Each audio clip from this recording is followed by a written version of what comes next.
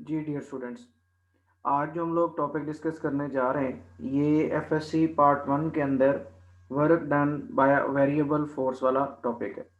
अक्सर स्टूडेंट्स जो है वो work done by variable force जो है उससे काफ़ी कंफ्यूज रहते हैं कि एक तो वेरिएबल फोर्स क्या है और दूसरा वेरिएबल फोर्स की वजह से जो वर्क डन होता है वो हम लोग कैसे कैलकुलेट करते हैं।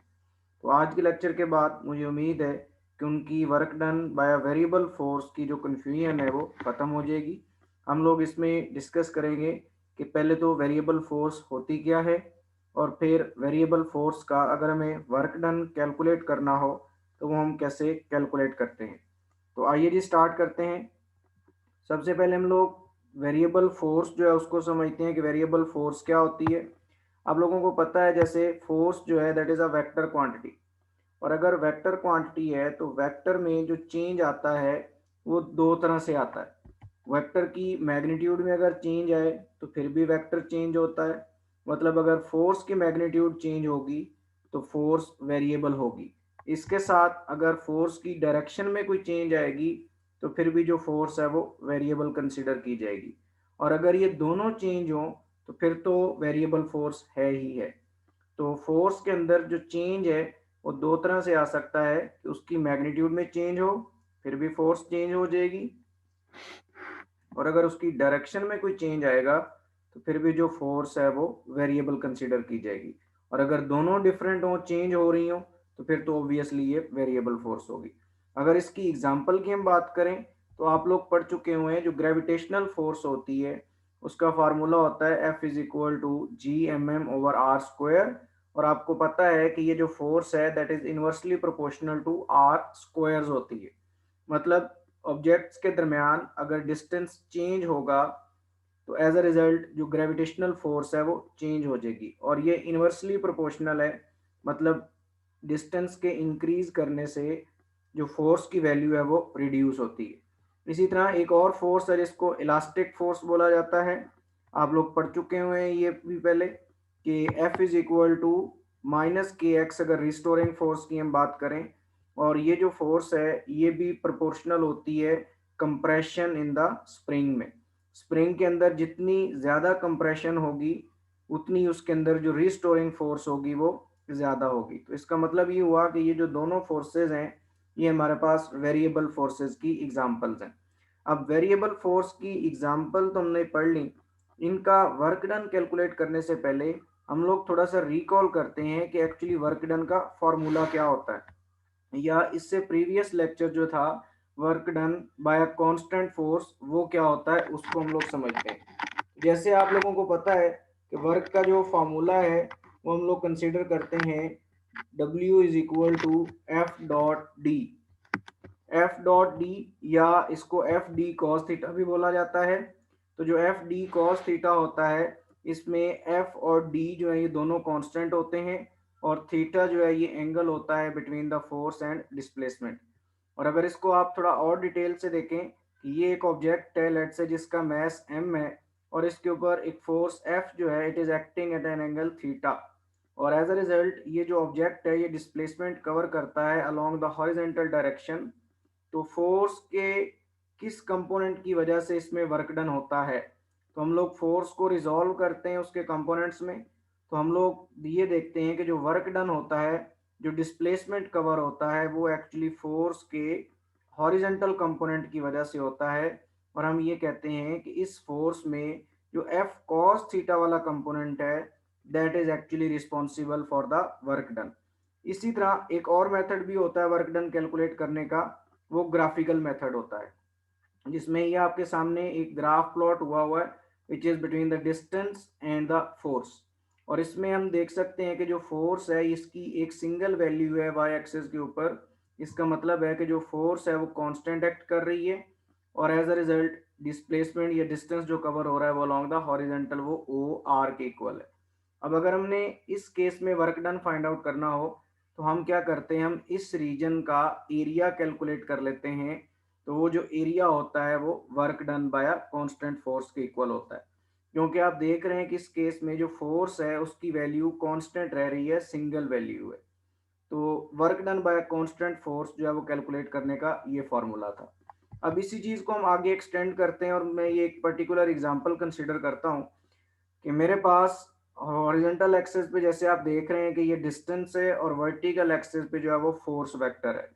अब इस केस में अगर आप देखें कि इनिशियली ये केस है कि फोर्स जो है वो उसकी ये कोई वैल्यू है और इसकी वजह से अलोंग द हॉरिजॉन्टल ये इतना डिस्प्लेसमेंट कवर करता है, तो आप लोग इसका अगर वर्क फाइंड करना हो तो आप इस रीजन का एरिया कैलकुलेट कर लेंगे। तो आपका इस पॉइंट से लेकर इस पॉइंट तक जितना वो डिस्प्लेसमेंट कवर करेगा उसके ऊपर जो फोर्स की वैल्यू है वो कांस्टेंट एक्ट कर रही है, और एज अ रिजल्ट आप इस रीजन के अंदर जितना वर्क डन होगा आप वो फाइंड आउट कर सकते हैं। लेकिन अगर इसके बाद ये फोर्स है जो है इसकी वैल्यू अगर इंक्रीज करती है, तो आप देख रहे हैं कि वर्टिकल एक्सिस पे ये कुछ वैल्यू और इंक्रीज करता है और फिर ये कुछ डिस्प्लेसमेंट कवर करता है। तो अब अगर इस रीजन में वर्क डन फाइंड आउट करना हो तो फिर क्या करेंगे, आप इस पॉइंट पे फोर्स की जितनी वैल्यू होगी उसको यहाँ से लेकर यहाँ तक जितना डिस्प्लेसमेंट कवर करेगा उसके साथ आप मल्टीप्लाई करवा देंगे, तो एक्चुअली इस रीजन का एरिया आ जाएगा और वो एरिया जो है वो वर्क के इक्वल होगा जो कि इस फोर्स की वैल्यू की वजह से होगा। इसी तरह अगर इसके बाद अगर फोर्स रिड्यूस करती है तो फिर आप क्या करेंगे, फिर आप इस रीजन के अंदर एरिया कैलकुलेट करेंगे। और एरिया कैलकुलेट करने का मतलब है कि आप एरिया, क्योंकि लेंथ इंटू विड्थ होता है और यहाँ पे जो पैरामीटर है वो एफ इंटू डी है, इवन के यहाँ पे आप एफ कॉस थीटा वाला कंपोनेंट भी ले सकते हैं। तो इस केस में कंक्लूड ये हुआ कि जो वर्क हमने कैलकुलेट करना होगा वो इन तीनों पाथ का सेपरेट वर्क डन कैलकुलेट करेंगे और फिर जो है वो हम उनका सम कर लेंगे। अब एक और थोड़ी सी पर्टिकुलर एग्जांपल समझते हैं। लेट्स से इस एग्जांपल की हम बात करते हैं कि एक ऑब्जेक्ट है जो कि पॉइंट ए से मूव करना शुरू करता है और पॉइंट बी तक पहुंचता है, और उस दौरान वो जो पाथ फॉलो करता है वो आपको ये पिंक लाइन की फॉर्म में नज़र आ रहा है। अब इस केस में डिफरेंट पॉइंट्स पे जो फोर्स है उसकी जो एंगल है डिस्प्लेसमेंट के साथ वो डिफरेंट है। तो जैसे हमने स्टार्ट में पढ़ा था कि जो वेरिएबल फोर्स है, अगर फोर्स और डिस्प्लेसमेंट के दरमियान एंगल डिफरेंट हो या फोर्स की डायरेक्शन चेंज हो रही हो, तो उस केस में भी जो फोर्स होती है वो वेरिएबल फोर्स होती है। इसका मतलब ये हुआ कि इस रीजन में पॉइंट ए से लेकर पॉइंट बी तक जो फोर्स एक्ट कर रही है वो एक्चुअली वेरिएबल फोर्स है। अब अगर वो वेरिएबल फोर्स है, जैसा कि इस केस में वेरिएबल थी, यहाँ पे एंगल की बजाय मैग्नीट्यूड को सिर्फ डिस्कस किया गया है, यहाँ पे एंगल से एक्सप्लेन किया जा रहा है। तो हमें क्या करना पड़ेगा, जैसे हमने इस पर्टिकुलर केस में किया था कि हमने इस पूरे डिस्प्लेसमेंट को स्मॉल पार्ट्स में डिवाइड कर लिया था और एक हिस्सा हमने ऐसा कंसिडर किया था जिसके अंदर फोर्स की वैल्यू कांस्टेंट रह रही थी।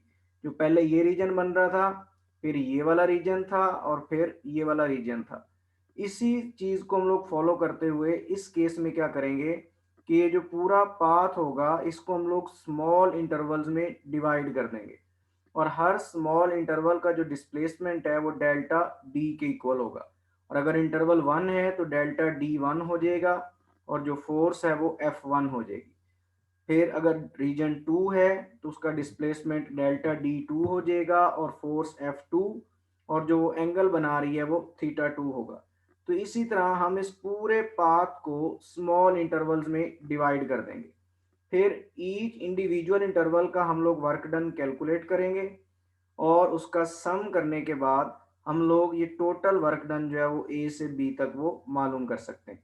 तो यहाँ से कंक्लूड ये हुआ कि अगर आपने work done bye a variable force calculate करना है तो आप क्या करेंगे, आप फोर्स को डिवाइड कर देंगे, जो पाथ था उसको आप डिवाइड कर देंगे into small intervals such that force will become almost constant.